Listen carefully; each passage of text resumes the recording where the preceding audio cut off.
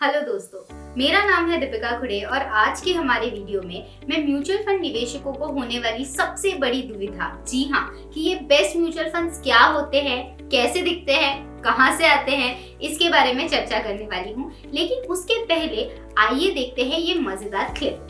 If you don't come out of there, I'm gonna have to drag you out. You can try, but you'll never catch me. For God's sakes!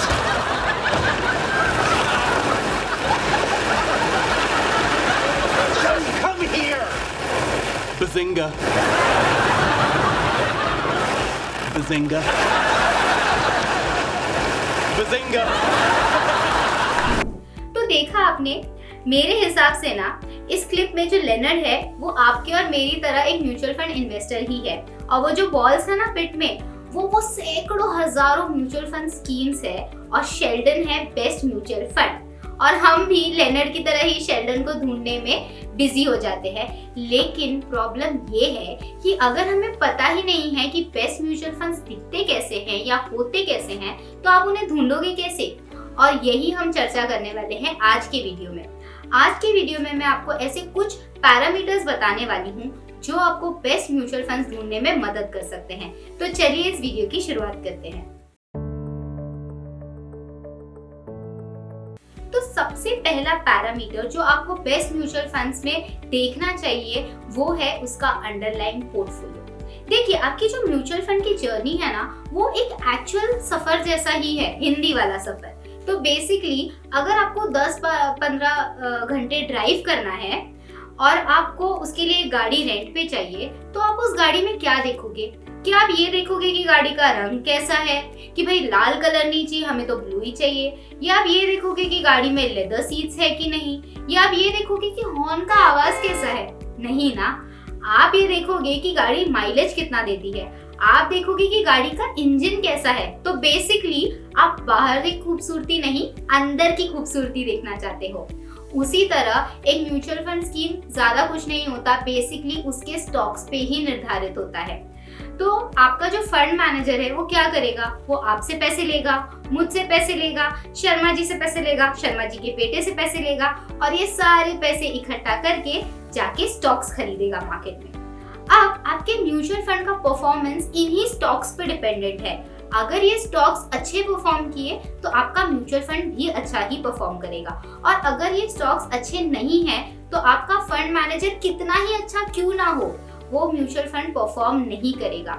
इसीलिए आप जब कभी भी best mutual funds को ढूंढ रहे हैं तो प्लीज उसकी बाहरी सुंदरता पे नहीं जाइए। आप एक्चुअली एनालाइज कीजिए कि उस म्यूचुअल फंड ने जिन स्टॉक्स में निवेश किया है वो स्टॉक्स कैसे हैं। अंडर द हुड देखने का इंपॉर्टेंस मैं आपको एक रियल लाइफ एग्जांपल देके देती हूँ। तो बेसिकली एक म्यूचुअल फंड है जो कि एक लार्ज कैप फंड है जो 1993 से एग्जिस्टेंस में है। तो बेसिकली उसे म्यूचुअल फंड इंडस्ट्री में 28-19 साल हो चुके हैं। उसका AUM भी काफी ज्यादा है और वो बहुत अच्छे प्रेस्टिजियस फंड हाउस को भी बिलोंग करता है। उसने लास्ट 1 ईयर में 70% से भी ज्यादा रिटर्न दिया है। जी हाँ, 70% से भी ज्यादा रिटर्न। अब अगर आप एक नॉविस इन्वेस्टर हो तो आपको लगेगा कि चलो मैं इस फंड में पैसा डाल देता हूँ। लेकिन अगर आप इस फंड के अंडरलाइंग स्टॉक्स को एनालाइज करोगे तो आपको पता चलेगा कि 26 स्टॉक्स जो वो फंड निवेश करता है उनमें से सिर्फ 5 स्टॉक्स अच्छे हैं। जी हाँ, 21 स्टॉक्स एकदम बेकार स्टॉक्स हैं और इन स्टॉक्स के साथ आप लॉन्ग टर्म वेल्थ क्रिएशन नहीं कर सकते। तो भले ही इस फंड ने शॉर्ट टर्म यानी कि 1 साल में रिटर्न्स दे दिए हैं, लेकिन क्योंकि उसका अंडरलाइंग पोर्टफोलियो ही बेकार है तो ये फंड लॉन्ग टर्म में आपको रिटर्न नहीं देने वाला। और ट्रस्ट मी, ऐसे फंड्स में अगर आप निवेश करोगे तो आपको बीच मझधार में ही उतर के गाड़ी को धक्का लगाना पड़ेगा आपके डेस्टिनेशन तक पहुंचने के लिए। इसीलिए आप जब कभी भी बेस्ट म्यूचुअल फंड्स चुने तो प्लीज बाहरी खूबसूरती ना देखिए, उसके अंदर के स्टॉक्स को एनालाइज जरूर कीजिए। और ये आप कर सकते हैं एब्सोल्युटली फ्री रैंक MF पे। तो आपको बस रैंक MF पे लॉगिन करना है, आपका जो रेकमेंडेड स्कीम है या जो प्रेफर्ड स्कीम है उसे सर्च करना है, फिर आपको जाना है पोर्टफोलियो टैब में और वहां पे आप देख सकते हैं कि उस फंड के जो अंडरलाइंग स्टॉक्स है उस पे थम्स अप है यानी कि अच्छा है, या थम्स डाउन यानी कि बुरा है। अब ये तो रही बात कि फंड एक्चुअल में अंदर से खूबसूरत है या नहीं। अब जो सेकेंड पॉइंट है बेस्ट म्यूचुअल फंड्स को ढूंढने में, वो है कि आपको फंड पे फोकस करना है, फंड मैनेजर पे नहीं। मुझे पता है आपने अक्सर सुना होगा कि नहीं फंड अच्छा या बुरा नहीं होता, फंड मैनेजर्स अच्छे या बुरे होते हैं, लेकिन मैं स्टेटमेंट से अग्री नहीं करती। मेरे हिसाब से फंड ही अच्छा या बुरा होता है, फंड मैनेजर्स नहीं। अगर किसी फंड के इन्वेस्टमेंट प्रोसेसेस या स्टॉक सिलेक्शन सॉलिड है, टाइम टेस्टेड हैं, और सालों साल चलते आ रहे हैं, तो there is no need to worry कि वो फंड को मैनेज कौन कर रहा है। ठीक है, देखिए फंड मैनेजर्स आपके और मेरी तरह एम्प्लॉयज ही हैं। उन्हें जहाँ ज्यादा पैकेज मिलता है वो लोग वहाँ पे जंप कर जाते हैं। अगर आप भी उनकी तरह जंप करने लग गए तो उनको तो अप्रेजल्स मिलेंगे और आपको क्या मिलने वाला है, सिर्फ long term capital gains tax. जी हाँ, आप सिर्फ टैक्स भरने वाले हैं और वो अप्रेजल्स कमाने वाले हैं। इसीलिए आप जब भी बेस्ट म्यूचुअल फंड ढूंढने की कोशिश करें तो प्लीज ये मत सोचिए कि फंड मैनेजर कैसा है, कि मुझे स्टार फंड मैनेजर के फंड में निवेश करना है। आप देखिए कि फंड के प्रोसेसेस कैसे हैं। अगर प्रोसेसेस सॉलिड है, टाइम टेस्टेड है, तो वही होता है बेस्ट म्यूचुअल फंड। अब आप जब फंड हाउस को जज कर रहे हो या उसके प्रोसेसेस को जज कर रहे हो तो आप एक पैरामीटर यूज कर सकते हो पोर्टफोलियो टर्नओवर रेशियो का। तो पोर्टफोलियो टर्नओवर रेशियो आपको ये बताता है कि एक पर्टिकुलर टाइम पीरियड में उस फंड मैनेजर ने कितने बार अंडरलाइन स्टॉक्स को बाय और सेल किया है। अब देखिए कई बार ना फंड मैनेजर्स आपको बोलेंगे कि सर हम लॉन्ग टर्म इन्वेस्टिंग है, ठीक है, हम लॉन्ग टर्म के लिए इन्वेस्ट कर रहे हो, और आप बोलोगे अरे हाँ मुझे भी लॉन्ग टर्म के लिए इन्वेस्ट करना है, तो दिस इज मैचिंग, तो मैं इन्वेस्ट कर देता हूँ फंड में। फिर आपको जाके पता चलेगा कि फंड मैनेजर हर दूसरे महीने में पूरा पोर्टफोलियो चेंज कर देता है, यानी कि he is not practising what he is preaching. ठीक है, तो जब उसे खुद के ही स्टॉक्स में कन्विक्शन नहीं है लॉन्ग टर्म के लिए, तो वो फंड आपको लॉन्ग टर्म में काम नहीं आने वाला। तो जब कभी भी आप फंड को एनालाइज कर रहे हो या फंड हाउस को एनालाइज कर रहे हो तो प्लीज पोर्टफोलियो टर्नओवर रेशियो पे खास ध्यान दीजिएगा। अब अगली चीज जो आपको बेस्ट म्यूचुअल फंड ढूंढते वक्त ध्यान रखनी चाहिए वो है डाइवर्सिफिकेशन। अब आपने अक्सर सुना होगा कि you should not put all your eggs in one basket, है ना, कि डाइवर्सिफाई करना चाहिए। और फिर लोग ये भी कहते हैं कि you need to diversify only when you don't know what you are doing.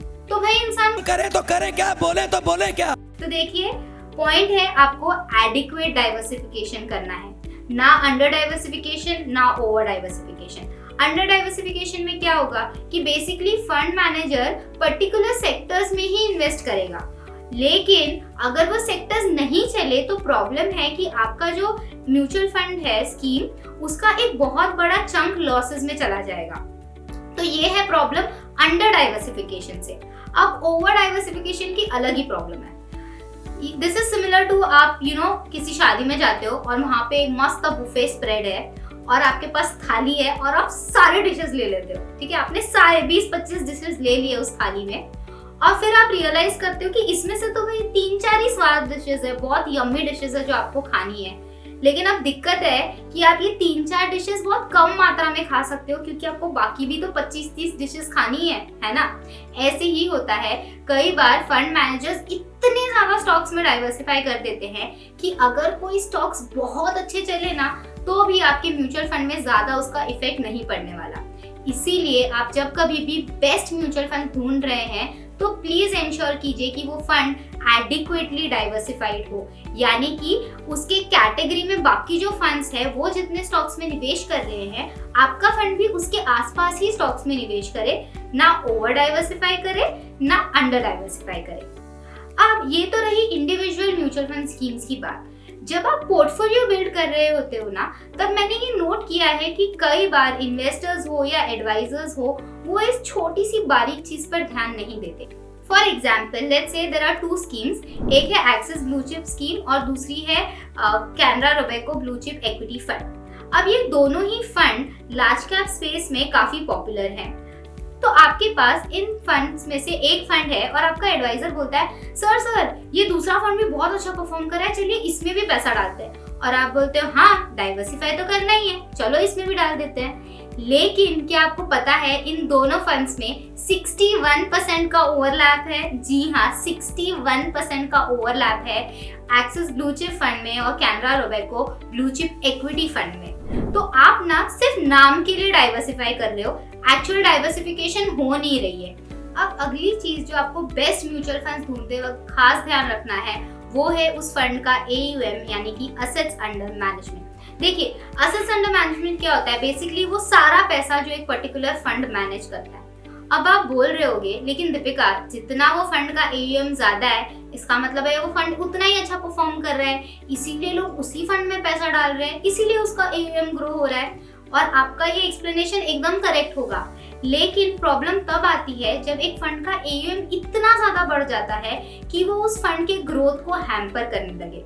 देखिए, अक्सर ऐसा होता है कि फंड मैनेजर्स को ना एंट्री या एग्जिट प्लान करनी होती है, लेकिन जब भी एक फंड का AUM बहुत ज्यादा हो जाता है तो फंड मैनेजर को एंट्री और एग्जिट प्लान करने में काफी दिक्कतें आती हैं और वो मार्केट में जो अपॉर्चुनिटीज आई है ना उसे वो यूज नहीं कर पाता फॉर द फंड्स एडवांटेज। इसीलिए ज्यादा AUM वाला फंड भी रखना अपने पोर्टफोलियो में सही बात नहीं होगी। इसीलिए जब भी आप बेस्ट म्यूचुअल फंड्स ढूंढ रहे हो तो प्लीज इंश्योर कीजिए कि फंड का AUM इतना भी ज्यादा ना हो कि वो वो बड़ा सा हाथी जैसा हो जाए जो मूव ही नहीं कर पा रहा है, तो it's not able to capitalise on market opportunities, तो वो अवॉइड कीजिए। और उसी के साथ साथ एक बहुत इंपॉर्टेंट पॉइंट जो मुझे डिस्कस करना है वो है एक्सपेंस रेशियो। यहाँ पे मैं आपको एक कंट्रोवर्शियल स्टेटमेंट देने वाली हूँ, आपको एक्सपेंस रेशियो देखना भी है और नहीं भी देखना है। क्या कह रही हूँ मैं? देखिए, सिर्फ एक्सपेंस रेशियो देखना गलत है। फॉर एग्जाम्पल लेट्स से दो स्कीम्स है, स्कीम ए जिसने लास्ट 1 ईयर में आपको 20% रिटर्न दिया है और स्कीम बी जिसने आपको लास्ट 1 ईयर में 12% रिटर्न दिया है। स्कीम ए का एक्सपेंस रेशियो इज 1.5 और स्कीम बी का एक्सपेंस रेशियो इज 0.75। अब आप क्या बोलोगे, ओ इसका एक्सपेंस रेशियो कम है ना, बी का 0.75 ही है, तो चलो मैं बी में ही निवेश करता हूँ क्योंकि उसका एक्सपेंस रेशियो कम है, मेरे पॉकेट से कम पैसे जा रहे हैं। लेकिन आप ये भूल रहे हो कि उसका एक्सपेंस रेशियो कम है बट वो रिटर्न्स भी तो कम दे रहा है आपको। देखिए, अगर किसी फंड का रिटर्न्स ज्यादा है, if it is giving you better returns than other funds in the category, तो उस फंड मैनेजर को एक्स्ट्रा पैसे देने में दिक्कत क्या है? That is useful money, right? वो पैसा एक्चुअली वर्थवाइल इन्वेस्टमेंट है आपका, क्योंकि फंड मैनेजर वो कॉस्ट को जस्टिफाई भी तो कर रहा है ना, वो आपको ज्यादा रिटर्न्स भी दे रहा है। तो सिर्फ और सिर्फ एक्सपेंस रेशियो के अनुसार आपको इन्वेस्ट नहीं करना है। बेस्ट म्यूचुअल फंड्स वो नहीं होते जिनका एक्सपेंस रेशियो कम होता है। बेस्ट म्यूचुअल फंड्स वो होते हैं जो आपको हाई एक्सपेंस रेशियो के बावजूद सुपीरियर रिटर्न्स दे सकते हैं उसके कॉम्पिटिटर्स से या पीयर्स से। इसीलिए सिर्फ और सिर्फ एक्सपेंस रेशियो पे ध्यान नहीं दीजिए, उस फंड के रिटर्न्स पे भी खास ध्यान दीजिए।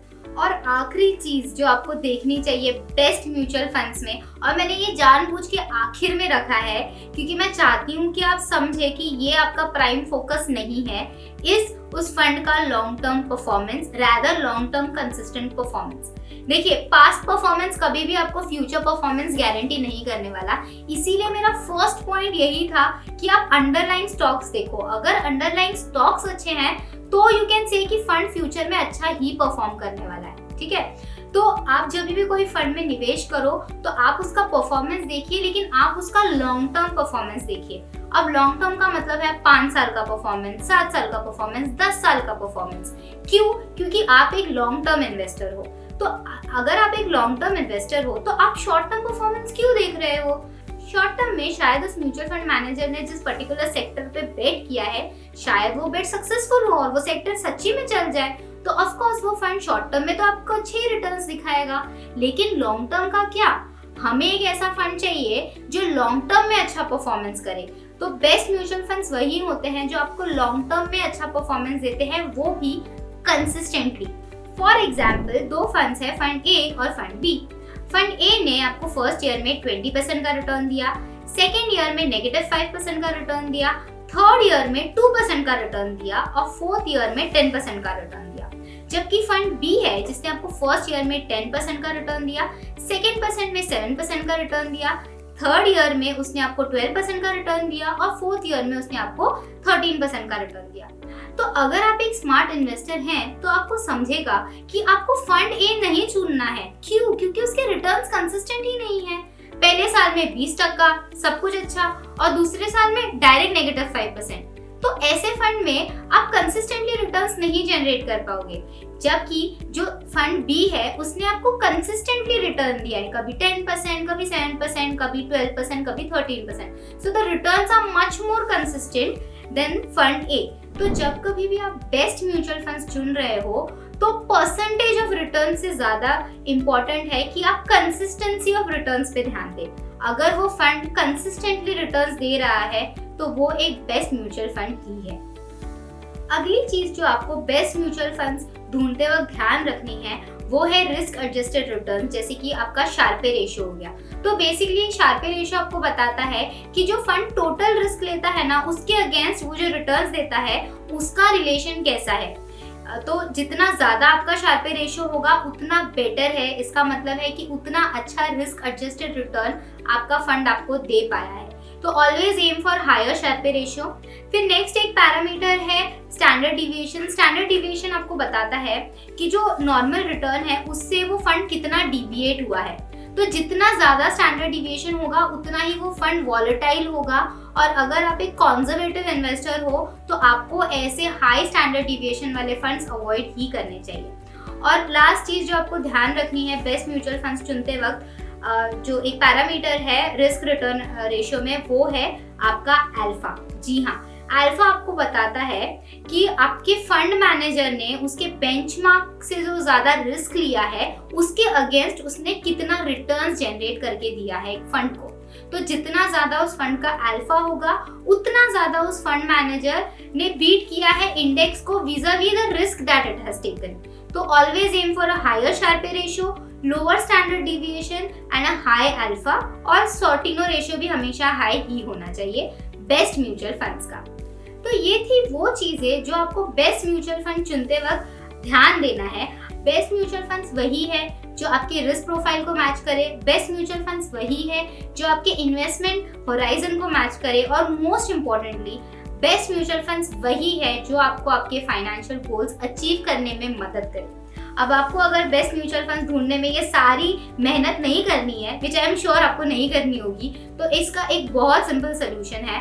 आपको बस rankmf.com पे विजिट करना है, वहाँ पे एक अकाउंट ओपन करना है which is absolutely free of cost. आपके कोई पैसे नहीं लगने वाले, मैं तो बोलती हूँ आपका टाइम भी नहीं लगने वाला है. The process is so smooth कि आपको 5 मिनट से ज्यादा टाइम नहीं जाएगा. जब आप RankMF पे लॉग इन करेंगे तो आपको ढेर सारे ऑप्शंस मिलेंगे. आप RankMF बास्केट्स में निवेश कर सकते हो, आप SIP कर सकते हो, SIP प्लस कर सकते हो, स्मार्ट SIP कर सकते हो. So for the smart investor there are tons of options on rankmf.com. तो मेरी आपसे यही रिक्वेस्ट होगी कि जब भी आप बेस्ट म्यूचुअल फंड ढूंढ रहे हो तो प्लीज स्टार रेटिंग्स मत देखिए, RankMF के रेटिंग्स देखिए, क्योंकि हम लोग फोर्स फिटिंग बेल कर्व वाला रूल नहीं यूज करते जो 1980s का मेथोडोलॉजी है. हमारी करंट मेथोडोलॉजी है जहां पर RankMF बेसिकली डेली 2 करोड़ से भी ज्यादा डेटा पॉइंट्स को रन करके बेस्ट म्यूचुअल फंड्स ढूंढता है. तो सही निवेश कीजिए, RankMF के साथ निवेश कीजिए, क्योंकि RankMF ही आपको बताता है कि भारत में सही म्यूचुअल फंड्स कौन से हैं. अगर आपको ये वीडियो अच्छा लगा तो प्लीज इसे लाइक कीजिए, शेयर कीजिए अपने दोस्तों के साथ. सबको हक है बेस्ट म्यूचुअल फंड्स में निवेश करने का. और सैमको सिक्योरिटीज के यूट्यूब चैनल को सब्सक्राइब करना ना भूलें.